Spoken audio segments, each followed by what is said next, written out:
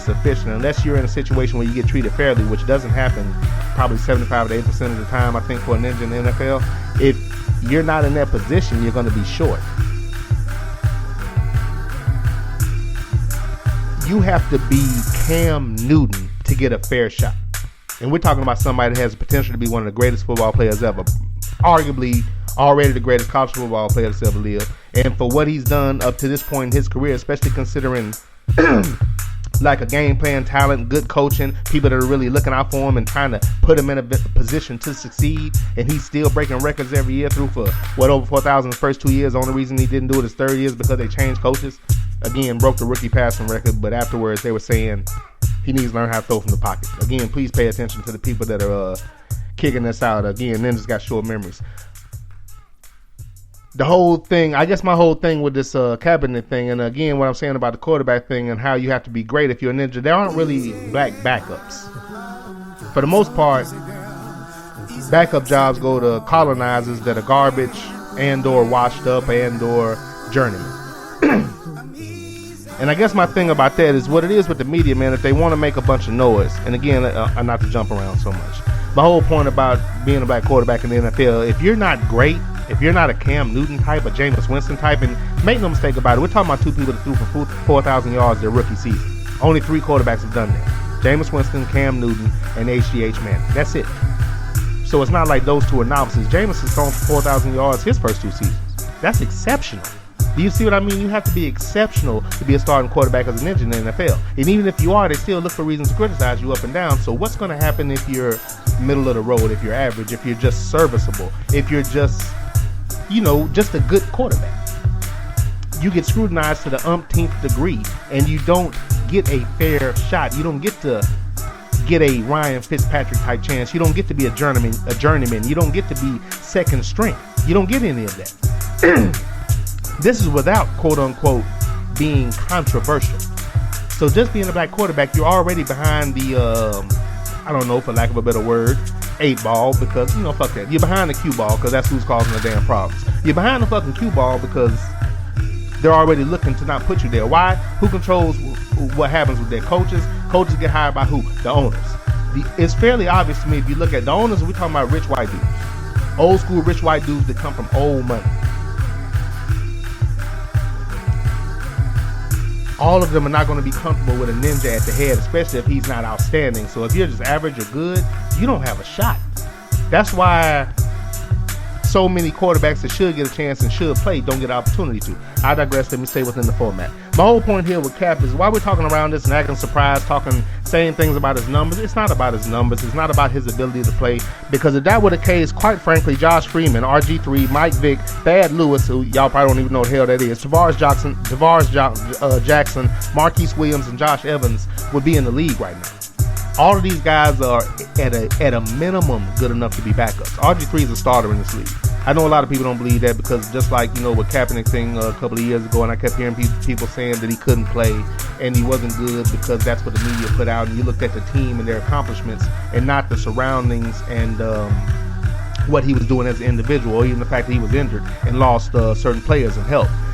It's complicated, basically, is what I'm saying. But what happens in a lot of instances because of media influence and the way they put out stories, it's that guy sucks. That's it. He's done. He's no good. It's never that simple. It's never that cut and dry. You have to look at the team, the coaches, the scheme, the talent around, injuries, the schedule, what happened on the day, what's the weather. There's so many determining factors that it's really complicated to look at, and therefore it takes work and skill and effort. The media is not going to do that. They're not about that. So I'm going to give you something quick and hard and fast. He sucks. He's terrible. He's the reason they're losing. And you'll see another situation where the same things happen. A colonizer quarterback, and it'll be a team thing. But in my opinion, that's the only reason a lot of people think RG3 sucks, that Cap sucks, that Geno Smith sucks. Simply because of coverage. Because if it wasn't because of coverage, you talk to me about Brock Osweiler and Cody Kessler and Case Keenum and Blaine Gabbert and Brian Hoyer and Trevor Siemian. You talk to me about all these guys that have not done anything, have been average, have flashes of brilliance, but you're not talking about them because the media doesn't hype them. My only thing about that is the media is quiet about who they don't want to hurt. Look what they're doing with Cap. Everywhere he's supposed to go, everywhere he's supposed to have an opportunity, look how loud they are. Look how much they're talking. This is to hurt him. This is to slow down his potential. This is to put a spotlight on any place that he may go so they can go ahead and start the, oh God, this person says they don't want him there. It's going to be terrible. I never want him on my team. Several sources. It's so they can start that. It's purposely done as a campaign. I say that because if you look at all the garbage quarterbacks that are in, look at all the guys that have been backups forever, the Ryan Mallets of the world, the Fitzpatricks of the world that are still in the league, that have done nothing, that have failed multiple times, Brian Hoyers of the world, Blake Bortles, who, if he got RG3 type scrutiny, he'd be out the league right about now. It's sad to me, but I really think it's not even a matter of football evaluation for a lot of people. I think they depend on mainstream networks to tell them who can play and who can't, because they don't have time or the desire to actually look at it for themselves. And a lot of them don't even know the game, so they simply look at wins, losses, numbers, who's good, who's not, and they keep it at that. Football's more complicated than that. You really have to be able to look at a team on a separate level to see why they are or why they are not productive. You really have to be able to watch that, because there are too many determining factors to sum it up simply by looking at a quarterback, his numbers, his record, and saying he's good, he's not. It's never that simple. At any rate, it's not a matter of skill. We know that much. But my point here is that even when you're not quote unquote controversial, which he's not, all he is a man who stood up for what is right, but again, quite frankly, white people don't like ninjas to stand up for themselves. The last thing they care about is our rights. So if you want to speak up for that, that's the potential to get fired and or scrutinized. That's just the way they function. And the media has been doing that from the get-go. They're a culprit in this. They're allies in this campaign against Colin Kaepernick on the hush. Because when anything happens, so just look at this whole OJ trial that was on TV. For what? Did they put the Brock Turner trial on TV? Y'all don't even know who he is, do you? Rape somebody with eyewitnesses, y'all don't know about that, right? But we still know about OJ. That shit was a long ass time ago. They didn't put that on TV. They didn't talk about Josh Brown on TV, but they still bringing up OJ because that offends them. They don't care about white crime. They only care about what a ninja does, or quite frankly, they only care about what a ninja's accused of. And what even pisses them off more than that is a ninja standing up for himself and stepping outside of the parameters of what they feel is comfortable. That's what Colin Kaepernick did. So on top of being a black quarterback and doing that, even though everybody knows you can play, you can easily get pushed out the league because RG3 can play and nobody cares. Geno Smith is not a backup in New York. They have the best backup situation they've had in years. So does my Oakland Raiders. We have EJ Manuel. Great backup situation, especially when you consider the way we looked before.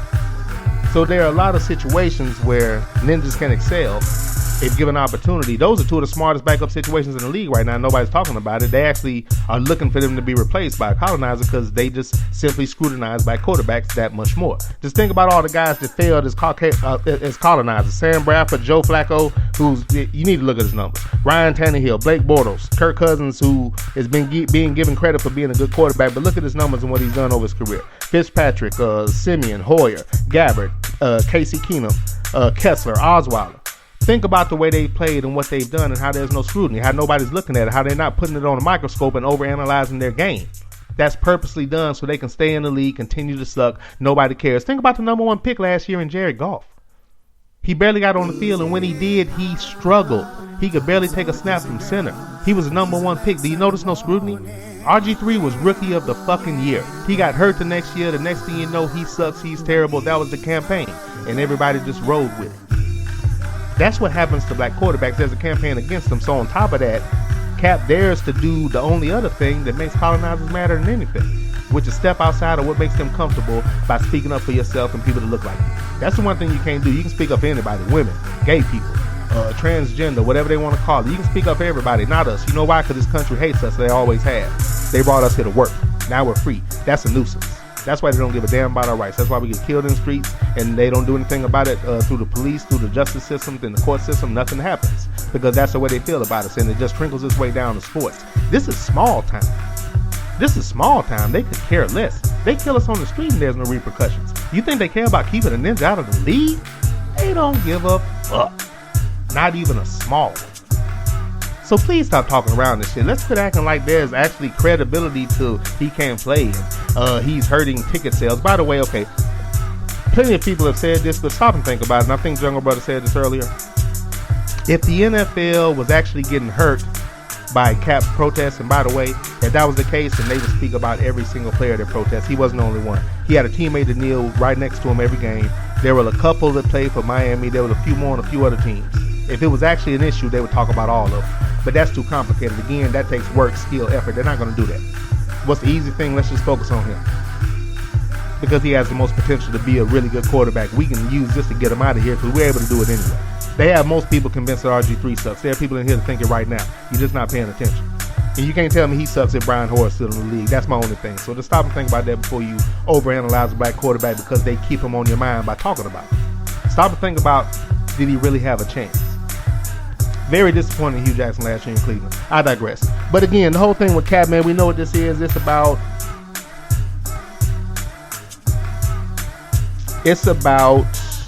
setting an example. The last thing they want is for people to... The last thing they want is black players to speak up and be men and talk about what they need to talk about as far as the police, this country, the obvious, fuck you nigga, I'm gonna shoot you, do what I want, I really don't give a damn what you think about it because I have the upper hand. That's what the attitude is. That's what they're doing through their actions. It's that obvious. The last thing they want is attention brought to it. It could spread if Cap gets back in the league and able to play. He's going to excel. He's going to be okay. He's going to have a job. They can't let him back in. They're not going to do it. He had 20 touchdowns, not 16, 20. The rushing touchdowns count as well. 20 touchdowns, 4 interceptions last year, not even playing 16 games on a terrible team. With a coach that got fired, so apparently he wasn't shit either.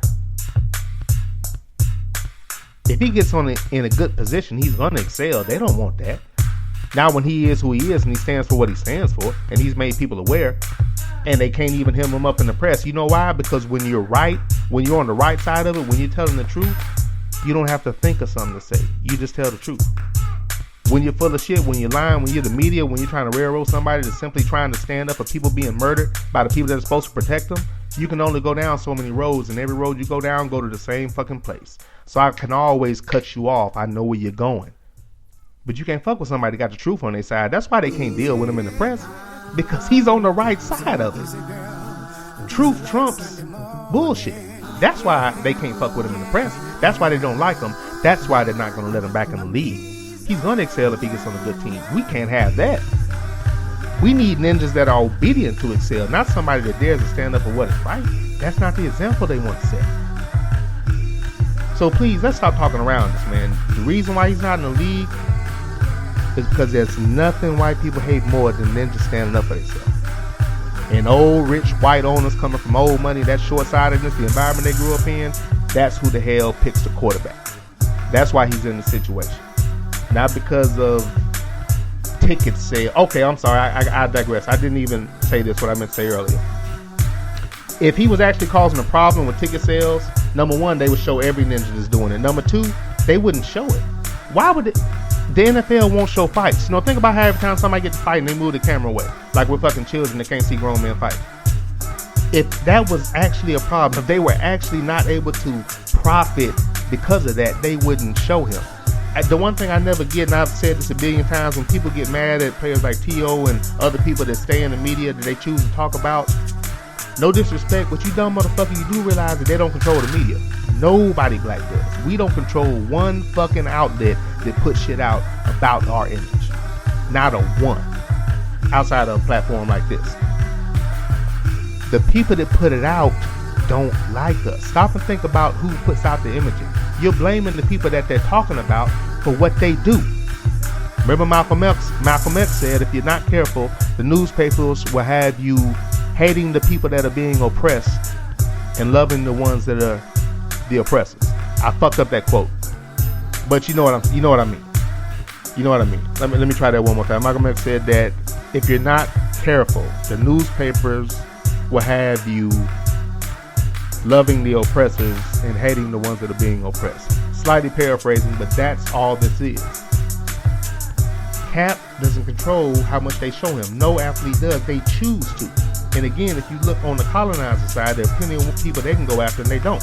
Josh Brown for beating his wife, Johnny Manziel for beating his girlfriend, they don't do that. H.G.H. Manning for taking HGH, Tom Brady for cheating, they don't go after any of them because they choose not to. So when they go after somebody, it's to get them. It's not because they deserve it. It's not because they're making them talk about them. And that's the way they insult our intelligence. Again, my bad, I digress. My whole point is that if he was actually hurting the league, they wouldn't show him. Just stop and think about how stupid that statement is. The people that are showing him are then getting on there and telling you he's costing the league money. Stop and think about it. They took playmakers off the air because the NFL said so. So if the NFL said stop showing him, they would do it. they're in cahoots with them to go